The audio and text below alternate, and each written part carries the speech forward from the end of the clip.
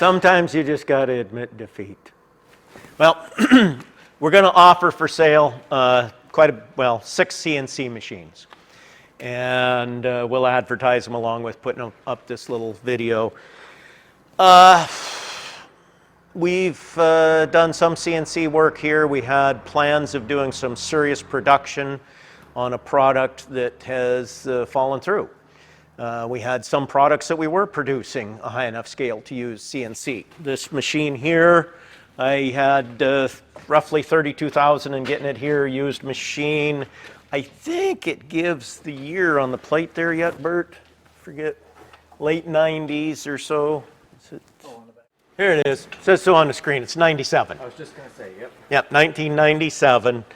I bought the machine in 2015.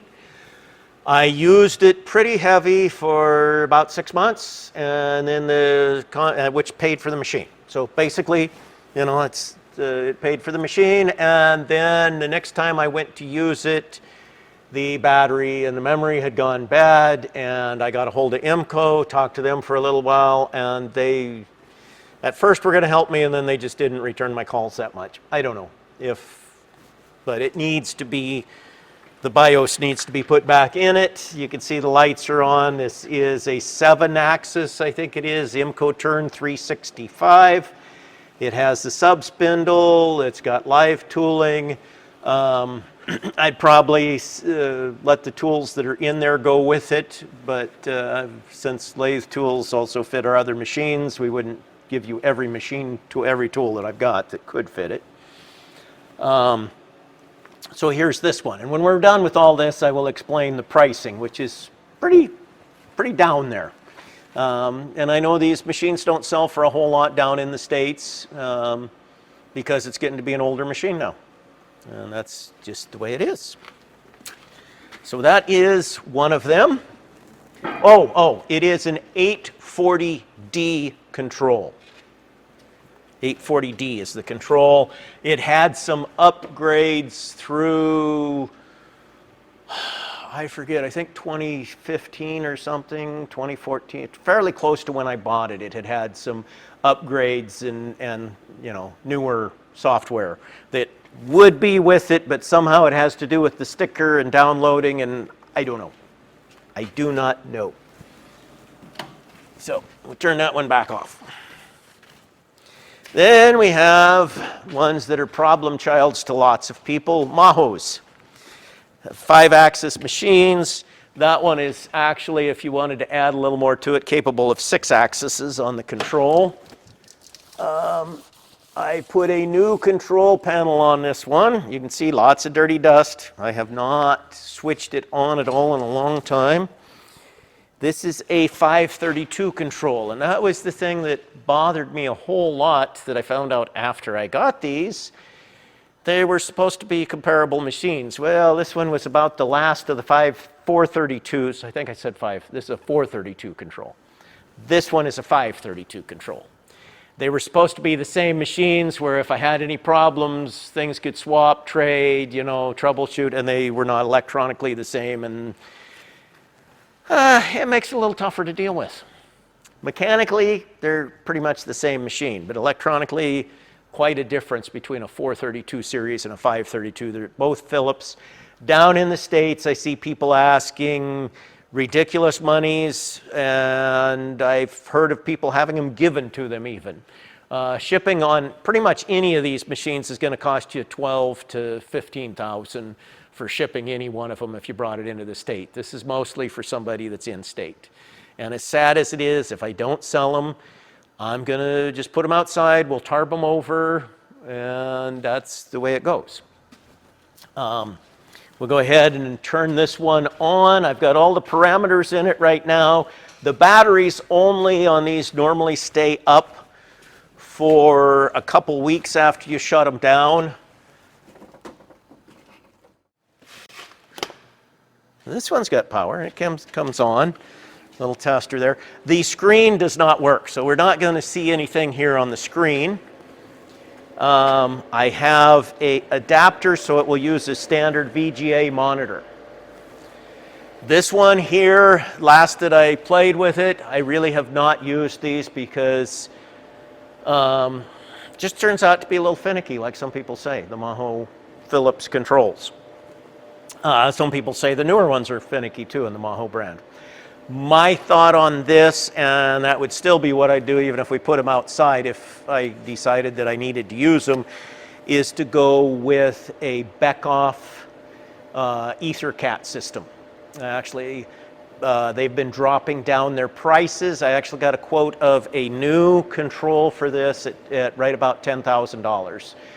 It's not their upper end one, it's the lower end that will do the job, but all brand new controls. That's using these drives yet, which are functional, but a whole new CNC control. And that's actually, if I was going to go forward with this, that's what I would do. Currently, the 532 control in this is working, or was working last I played with it, but I had to boot the machine up. You're supposed to check each of the axes, and I had to check them in a different order than what the manual said. If I checked it in the correct order, somehow I stumbled on to just booting them up in the wrong order, and then it would work. But that was after I had many times done it in the correct order, and it was telling me that I had a dirty x-axis scale. So I started to take things apart to uncover the x-axis scale. Then I found out that I could boot it up without, and it wouldn't give me that error, and it would want to work. But I was also afraid of it at that point. Didn't finish uncovering the scale and didn't clean it.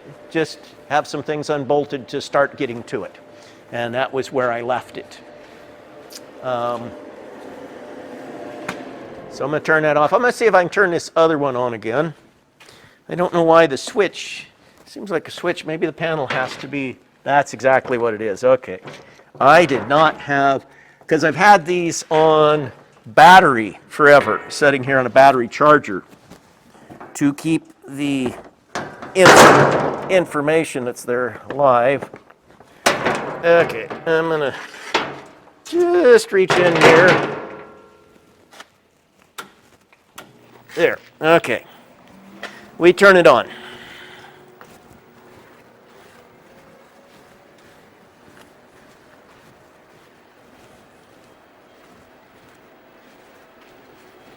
This one the screen works on, it's got all its parameters.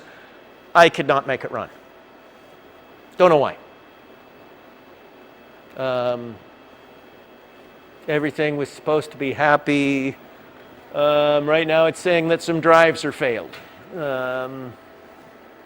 And maybe they had failed and got picked up by the monitor in this thing for all the safeties, and it just hadn't notified me, or maybe I hadn't noticed it. Don't know. There's problems in this stuff. The problems I had figured were worth overcoming, and that's why I had gone ahead and stored them, figuring that there was work. But the last machine I added that was a CNC machine in 2017, and I added it just because it was in town here, basically. But the last one that I added, I've had no call for anything that really justified a CNC. I have lots of people that call me, have you got CNC machines? If you've got CNC machines, I'll offer you some work to do. And then they never will tell me what the work is, because I'm telling them honestly that I don't have a bunch of them online ready to do their CNC work. And their work normally doesn't even need CNC. In fact, I forget what, oh yeah, there was one, totally aggravating. CNC would actually have taken much longer to do the job. Instead, anyway, they sent the machine off to Anchorage. I don't know what they're paying, but they would not let me bid the job because I did not have the CNC set up to do it on. And I won't tell you how I was going to do it, but I would have cut their time that the CNC was taking down under a tenth of what is CNC. I could have had the job done before he bolted it in the machine.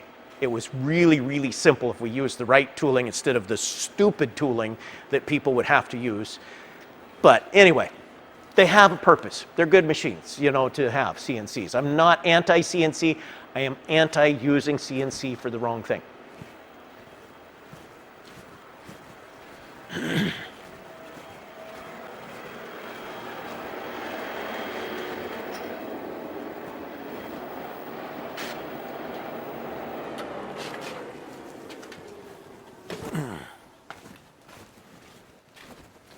And these machines are all 380, 400 volt.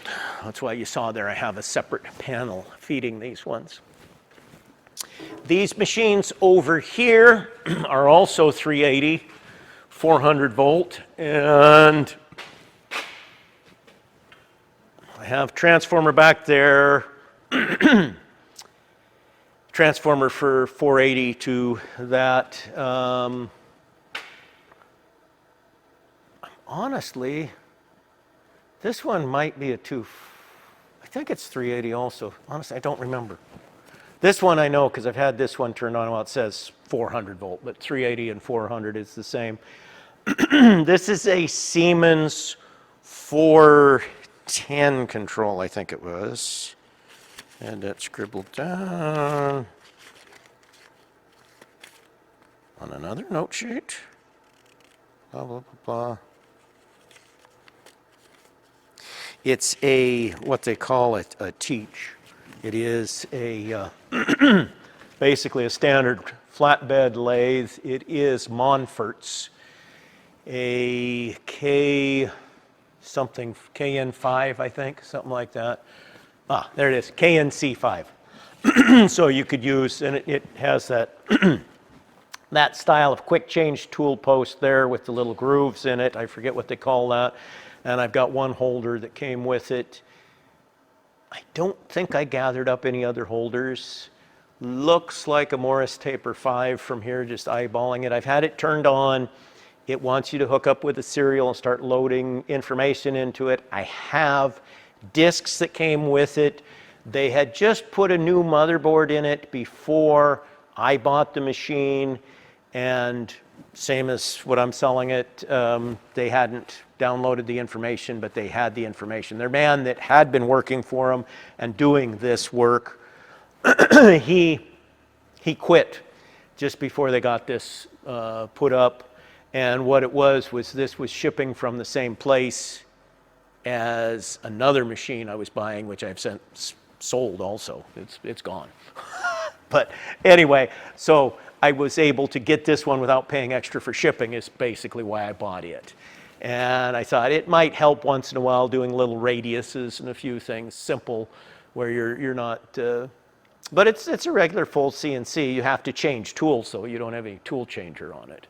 So that's kind of a down as far as really doing stuff. And a lot of people are not familiar with the Siemens controllers. People that actually use them when they work seem to like them real well. I was happy with the 840D on that one Siemens IMCO down there, but it seems that people are quite adverse to working on them, to booting them up and getting the batteries in, and I don't know. I haven't managed to do it on either of them, so I really don't know. Part of what I like about the idea of going forward, if I do more CNC stuff, if I'm doing any retrofitting going with the Beckhoff, is they seem pretty open to give information. And when you do a retrofit, well, it's a pain in the butt, and part of it is I would spend a month doing one of those Mahos, doing the rewiring. It's going to take me a month, and that's a lot of my time for something that I have no need for at this point. No use for it at all. It's space. It's not the value. Well, I'm not ready to just throw them away, even though I'm going to hurt them probably by putting them outside if that happens. I'm putting this out. There'll be a 2-week period roughly where the machines will be available before they go outside. And so there is a chance that somebody sees them, wants to do stuff here in Alaska. I don't see any reason, maybe northern Canada, I don't see any reason for somebody in the States to even contact me on this stuff. The shipping is going to be more than what you can buy them for down in the lower 48. It's the shipping up to here is what both adds to what you have in them and subtracts from their sellability because it's that much more to ship them somewhere else. But the Beckhoff, I haven't worked with them yet, but they seem like it's a decent way to go. And that's one of the possibilities I'm looking at, because we are going to add a bit of a CNC control. Doesn't have to be as elaborate as some of these, but one for doing curves and tapers on our hollow spindle as we get it together. And again, that's one of the things, we're just too crowded. Of all the things we spend money on in Alaska, building space is the most Heating, electricity, a basic shop like this, you can figure 30 to 40,000 for your utilities every year. You can't just have this space sitting here dead. You got to do something with it, or at least have it available when a good job comes in. And I've had them in my way without doing stuff for too long. This one here, I talked with Gossiger, who I've had good results with them with people. I have not powered this up. And I know the man that had this before me, he had powered it up. He had it pretty well working. He said there was one encoder that was a little finicky yet. I don't know. He was talking about use a parameter to bypass that, but this one also, the batteries are dead. Gossiger will help you with this particular one. The others, I think you're more on your own on them. There is one more that we'll go to after these, though, that there was an outfit, I think it's Star Cut or something. Anyway, there was one that was doing them. That's a wire cut EDM. We'll get to it in a little bit. This one here does not have the sub spindle, but it does have a live tooling built into the turret there, so you can still do milling along with the lathe work.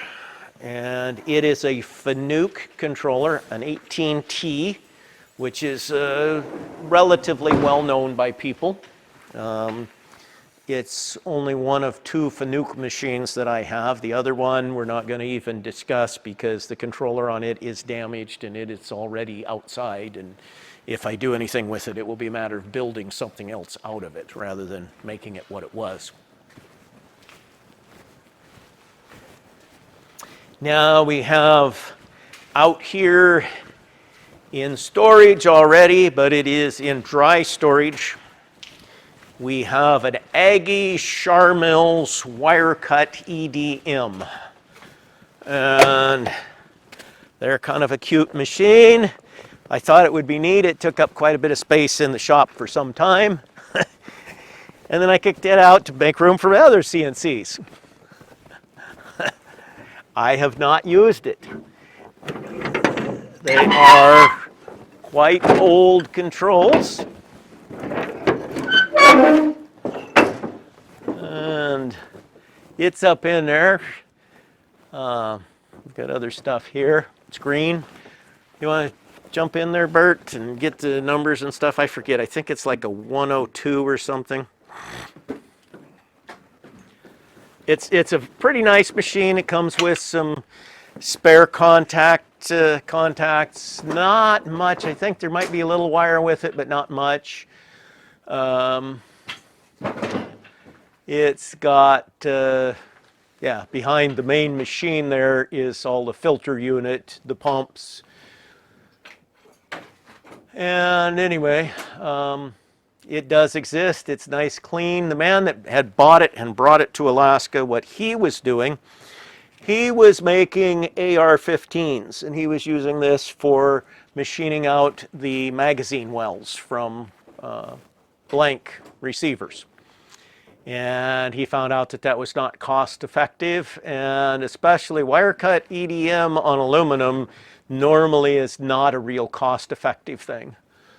And he was going to help me get it going at first. I've got the books and everything, which all of the machines, I've got the books with them. But it was not, I didn't have too many other things going on. So, and in the meantime, he has gone to where I don't know where he is. I tried to contact him for something some odd time back, and he's gone away. So there are people that make some upgrades for the controls, do different things with them. They're outdated, but at the same time, they are still, last I checked, but I haven't checked for about 5-6 years. Last I checked, they were still aftermarket supported by some people because they were very, very popular when they were mainstream.